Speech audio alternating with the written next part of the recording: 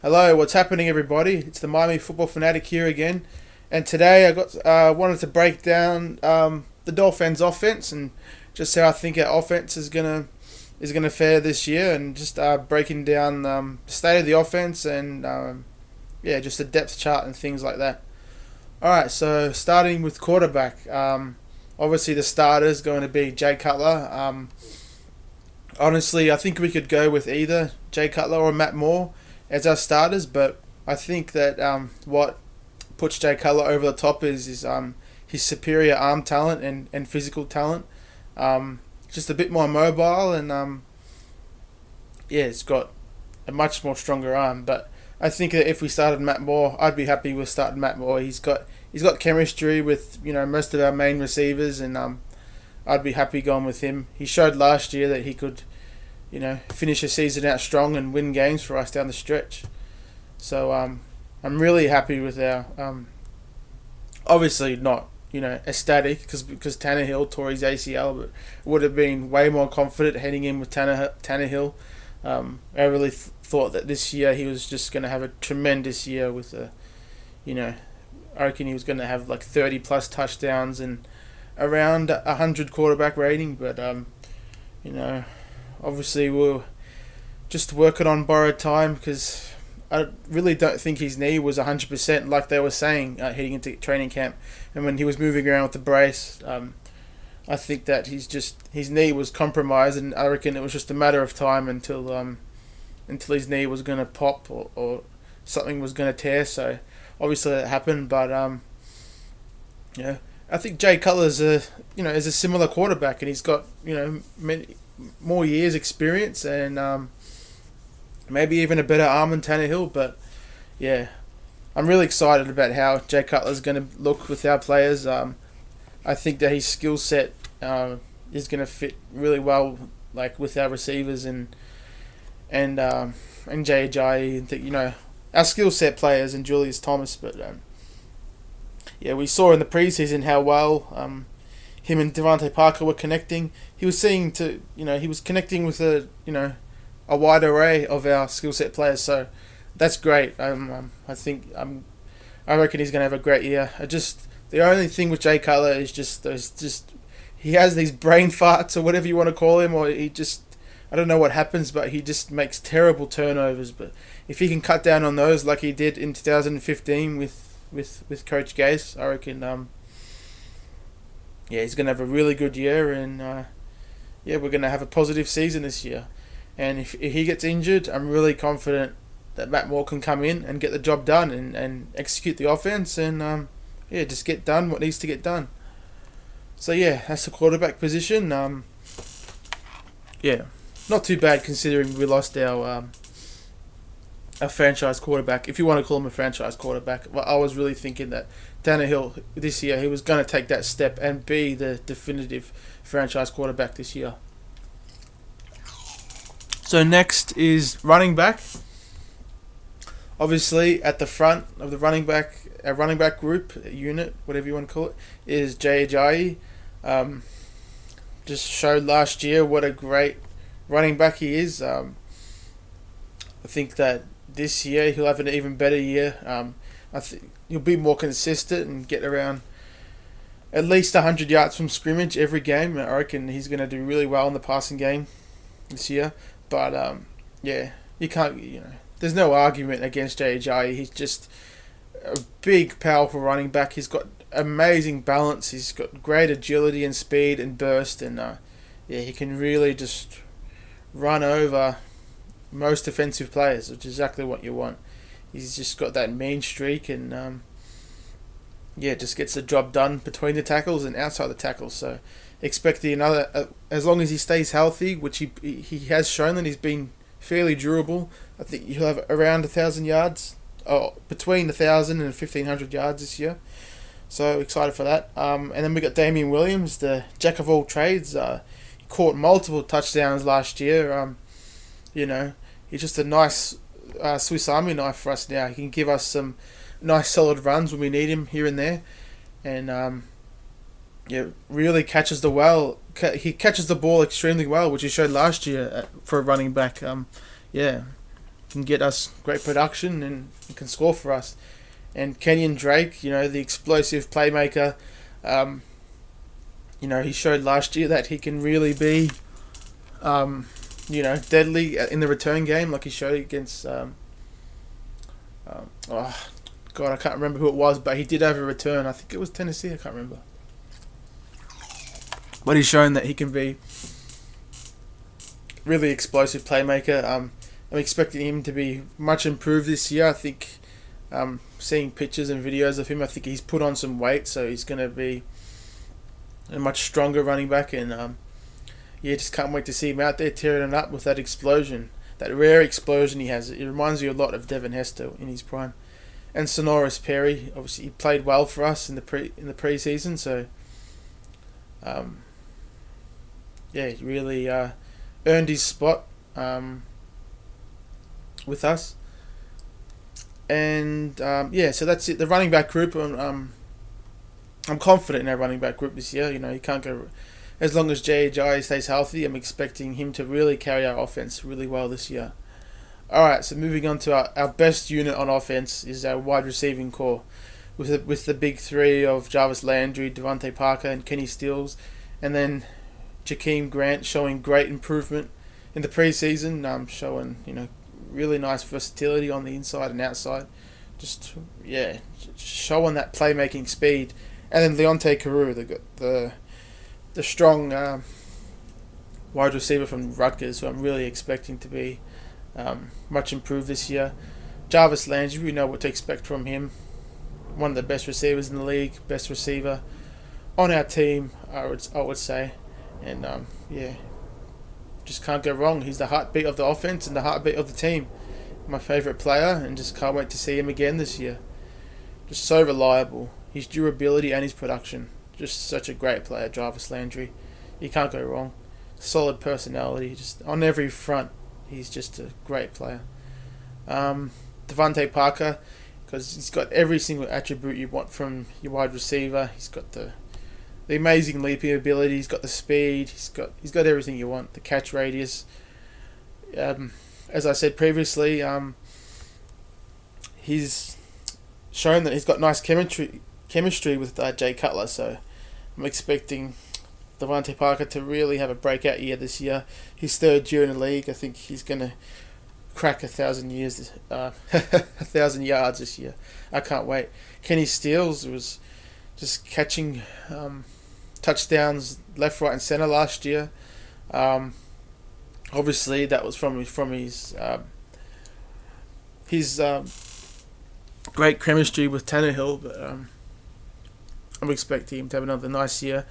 He really got rewarded this off season with a really nice contract, but he's just going to be our vertical threat, and I expect him to catch many deep touchdowns this year.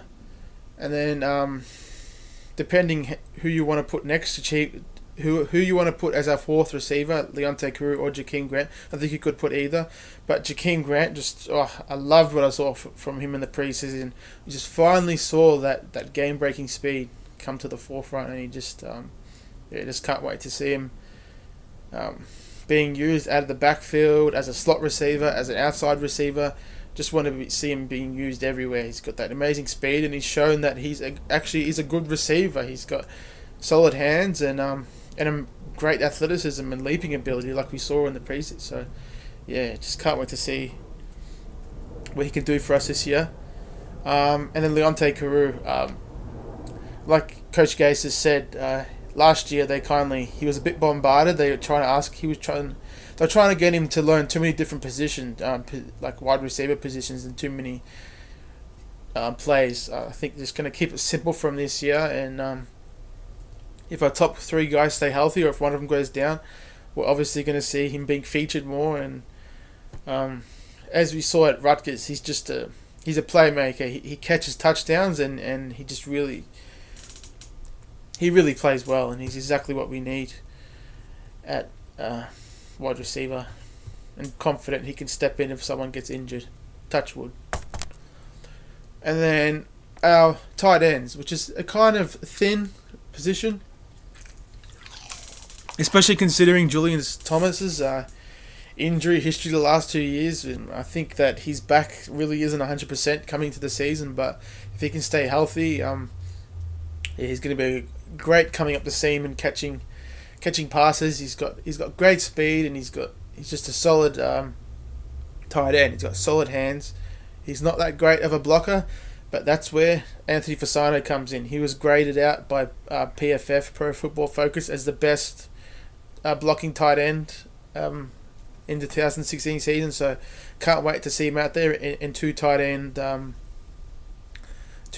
sets and just really creating havoc off the edge there, blocking for whoever's coming out of the backfield, and just can't wait to see him creating great running lanes, just being that sixth offensive lineman, which he did really well last year in Tennessee.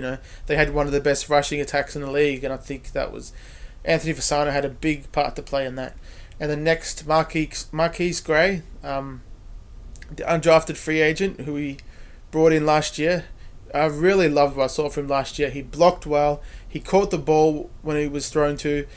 He was just reliable last year. So, yeah, he was rewarded with a contract extension, and yeah, just can't wait to see more players from him and just being the solid third tight end that we need, and someone who can, as he showed last year, who could step in next man up mentality when someone went down. So, yeah, tight end group will be solid. And then offensive line, we got Laramie Tunsil at left tackle, Anthony Steen at left guard, Mike Pouncey at center. Hoping he can play 16 games. I don't know, those hips. We're on borrowed time with those hips, I'm telling you. Oh, man. Jamon Bushrod, and then Jawan James at right tackle. And our backups, Jesse Davis, Eric Smith, Asiata, and then Jake Brendel. And then I'm expecting Ted Larson to be on the active roster when he comes back from his bicep injury. So, starting with left tackle, Larry Tunsil, he looked kind of inconsistent in the preseason, but that might have been from missing time due to, which I'm pretty sure was him having a child, so he missed some time, and it was a bit sloppy at times, but I'm really expecting him to be that cornerstone at offensive line, protecting Jay Cutler's blind side. He's just got all the elite attributes you want from your left tackle. He's got the strength, he's got the movement ability, he's got everything. Just his pass blocking is grade A to A plus. His pass blocking at the moment is probably at a B.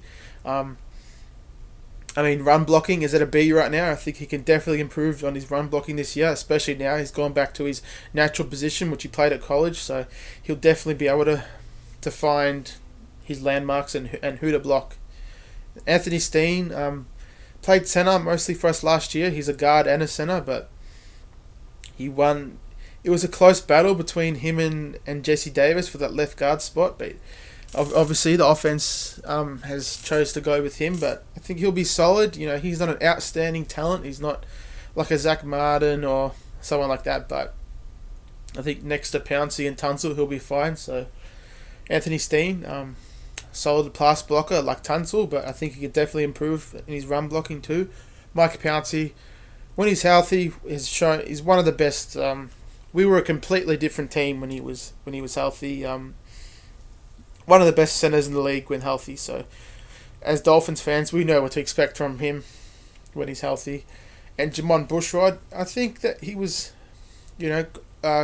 contrary to what Pro Football Focus was saying last year, I think that he was solid last year, especially because it was his first year at guard and his first year playing on the right side. So, he was a career left tackle. So, I think considering that and his age, he played really well last year. You can only expect, and he was durable as hell. Didn't miss a game, didn't miss a snap. And same in training camp. When he practiced, he played every snap. So yeah, I think he's only going to be better this year, and I can't wait. Jawan James, I think he's been a solid right tackle. Considering he's had a couple of injuries, which weren't significant injuries, but did hold him out. He's been a great, solid right tackle. He's got the size, he's got the agility, the movement ability you want. And he's a good run blocker and pass blocker. So just yeah, and obviously the Finns were confident in him. They picked up his 5th-year option. So I think Jawan James is going to hold down the right side, and it's going to be a great tandem with Larry Tunsil. And I don't really want to break down the backup offensive lineman too much, but Jesse Davis was a real surprise. Considering that he was a tackle in college, he really came in and was solid. Really surprised, us as Dolphins fans and the coaching staff. So he's got that roster spot there, and he's going to be a swing guard and tackle. So yeah, he was really solid in the preseason. Going to be good for us. Eric Smith, honestly, I didn't see much of his play in the preseason, but I'm confident that the offensive staff knew what they saw in him, and he's going to be good for us. Okay, Isaac Asiata, our guard, at left, and he was mostly in at right guard when we saw him in, but he was a career left guard. But I do know much more about him, obviously scouting and studying his tape, before the season, before the draft and after the draft. And Isaac Asiata, just very strong offensive lineman, and he's very violent with his blocks and coming out of his stance. Tremendous acceleration coming out of his stance. Great run blocker, but the one thing that's keeping him out of the starting lineup is just he gets off balance on when trying to hold his base in pass protection. He really gets knocked off his spot easily, which the coaches are saying is just due to technique and just not having a solid low base. He's a bit high.